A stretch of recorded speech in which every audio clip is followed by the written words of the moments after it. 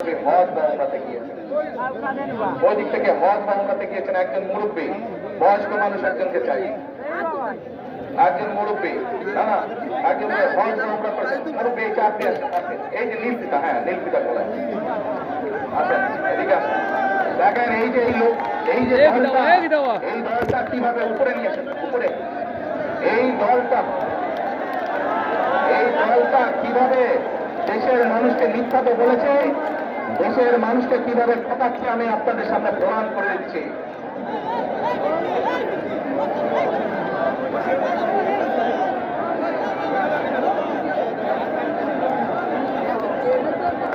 বলবে আপনার নাম, এই আপনাদের এলাকার মানুষ, এনে এই এলাকার মানুষ চিনেন ওনাকে? আচ্ছা মুরব্বী আপনার নাম কি? আপনি কবে গেছেন হজে না ওমরায় গেছেন? আমি উমরায় গেছি 5 বছর আগে। 5 বছর ওমরায় গেছেন। আচ্ছা, তো ওমরাতে যখন গেছেন আপনি ওমরা কোথায় করেছেন? উমরা মদিনায় করেছি। ওমরা তো মদিনায়, মক্কায় করেছি, মদিনায় তো জিয়ারত করছি। হ্যাঁ জিয়ারত করেছেন, নবী সাল্লাল্লাহু আলাইহি ওয়াসাল্লামের রওজা মুবারক জিয়ারত। কিন্তু এই যে তাওয়াফ করেছেন ওমরা করেছেন কোথায়? কাবায় না? কাবায়। আচ্ছা, আপনারা সবাই শুনতে পাচ্ছেন আমার কথা? মন দিয়ে কান দিয়ে শুনবেন। আমি ওনাকে একটা প্রশ্ন করবো, দেখি উনি কি বলে। আচ্ছা মুরব্বী বলেন তো আমাকে, এই যে কাবায় আপনি গেছেন, আল্লাহর ঘর না ওটা? ওটা আল্লাহর ঘর। আচ্ছা, ওটার মালিক কে? বলে আল্লাহ। কিসের মালিক? আল্লাহ। দুনিয়ার মালিক আল্লাহ, কাবার মালিক আল্লাহ। কাবার মালিক আল্লাহ, আল্লাহ। দুনিয়ার মালিক আল্লাহ, আল্লাহ। আমাদের মালিক আল্লাহ, কিসের মালিক? আল্লাহ। আমাদের মালিক আল্লাহ, নিজের মালিক আল্লাহ, সব কিছুর মালিক আল্লাহ। ঠিক আছে কথা? ঠিক আছে।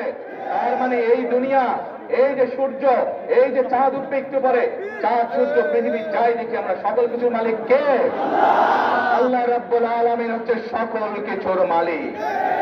আমরা কি দেখছি? আমরা দেখছি ওই যে একটা রাজনৈতিক দলের কথা বলেছি, যাদের ভূমিকা আমরা 50 বছর আগে দেখেছি। আমরা দেখছি এদের কিছু কিছু সদস্য আমাদের নিরীহ মা বোনদের বাসায় গিয়ে গিয়ে, মা বোনদের কাছে গিয়ে কিসের টিকিট বিক্রি করছে?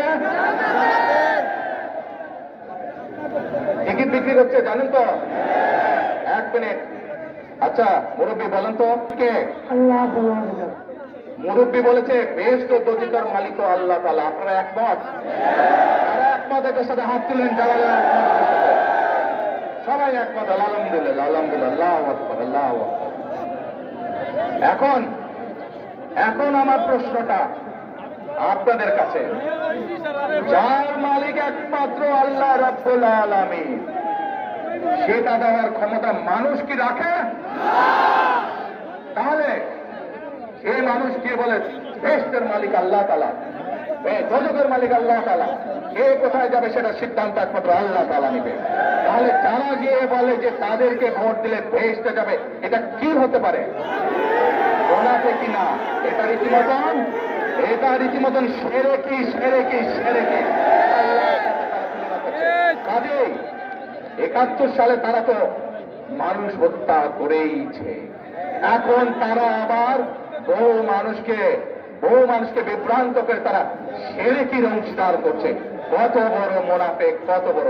তাহলে চিন্তা করেন, যারা এই ভোটের আগে আপনাদের ধর্মে, আমাদের বাংলাদেশের মানুষের ধর্মীয় অনুভূতির আঘাত করে, এরা যদি কোনোভাবে, আল্লাহ মাফ করুক আল্লাহ না করুক, কোনোভাবে যদি ক্ষমতায় যেতে পারে, এরা কিভাবে মানুষকে ঠকাবে চিন্তা করেন।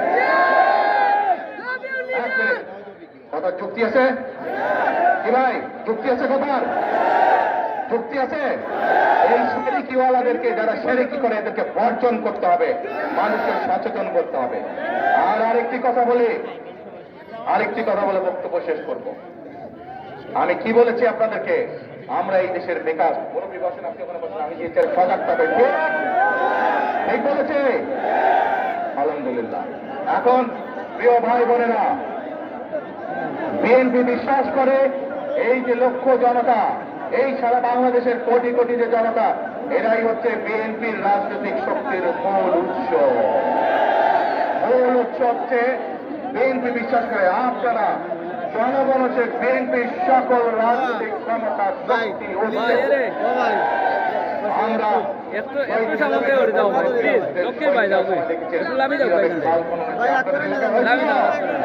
হয়েছিল। আমরা সেই খাল খনন করতে চাই। কে কে চান খাল খনন করব? সবাই চান খাল খনন করবো। খাল খনন করলে উপকার হবে?